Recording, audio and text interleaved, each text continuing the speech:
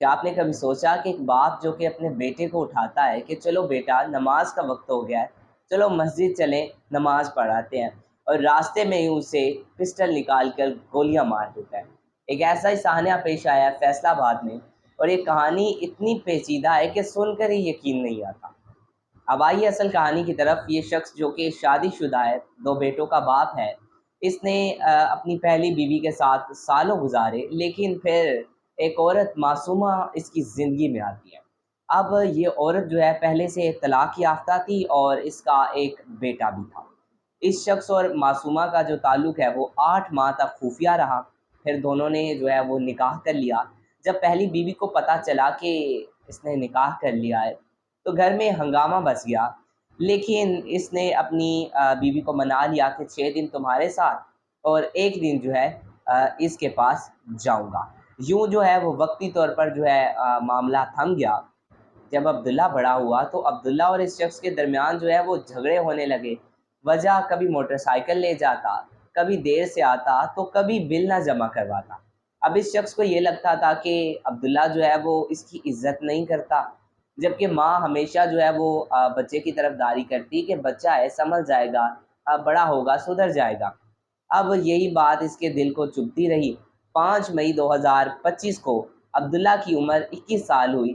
اس دن گھر میں بینگن پکے تھے۔ عبداللہ کو جو ہے وہ بینگن پسند نہ تھے۔ عبداللہ جو ہے وہ بازار جاتا ہے، وہاں سے برگر لے آتا ہے۔ باپ اسے ڈانٹتا ہے کہ تمہیں پسند ناپسند کا حق کس نے دیا؟ عبداللہ نے جواب دیا کہ یہ میں نے پیسے آپ کے پیسوں سے نہیں لایا، یہ بلکہ میں ماں سے پیسے لیے ہیں اور اس سے برگر لے کر آیا۔ اب باپ جو ہے وہ پھر غصہ کرتا ہے کہ ماں کو بھی پیسے میں نے ہی دیے ہیں اور میں ہی دیتا ہوں۔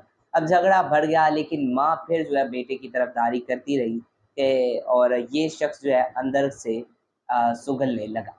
اب 9 مئی کو عبداللہ جو خوشی کے ساتھ مٹھائی لے کر آتا ہے، ماں کو دیتا ہے کہ ماں میری جو ہے وہ نوکری مجھے مل گئی ہے، اب وہ کمائے گا اور جلد ہی یہ ایک علیحدہ گھر میں شفٹ ہو جائیں گے اور وہاں یہ رہیں گے۔ صبح 4:30 بجے کا وقت ہے۔ باپ اپنے بیٹے کو اٹھاتا ہے کہ چلو بیٹا نماز پڑھاتے ہیں، فجر کی اذان ہو گئی ہے، چلو مسجد میں چلتے ہیں۔ اب بیٹا جو ہے وہ آنکھیں ملتا ہوا اٹھتا ہے، وضو کرتا ہے۔ اب یہ باپ اور بیٹا مسجد کی طرف چل دیتے ہیں۔ اب بیٹا جو تھا وہ آگے آگے چل رہا تھا اور باپ جو تھا وہ پیچھے پیچھے چل رہا تھا۔ باپ ادھر ادھر دیکھتا ہے کہ کوئی ہے تو نہیں۔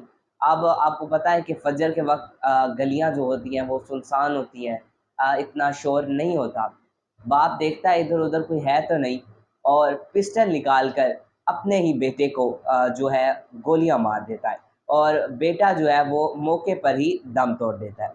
گولی کی آواز جو ہے کی وجہ سے جو محلہ ہے وہ اٹھ جاتا ہے۔ لوگ جو ہے وہ باہر آ کے دیکھتے ہیں کہ کیا ہوا ہے، اور تو لوگ دیکھتے ہیں کہ باپ اپنے بیٹے کو اپنی گود میں لیے بیٹھا ہے اور جو ہے وہ چیخ چلا رہا ہے کہ میں لٹ گیا، میں مر گیا۔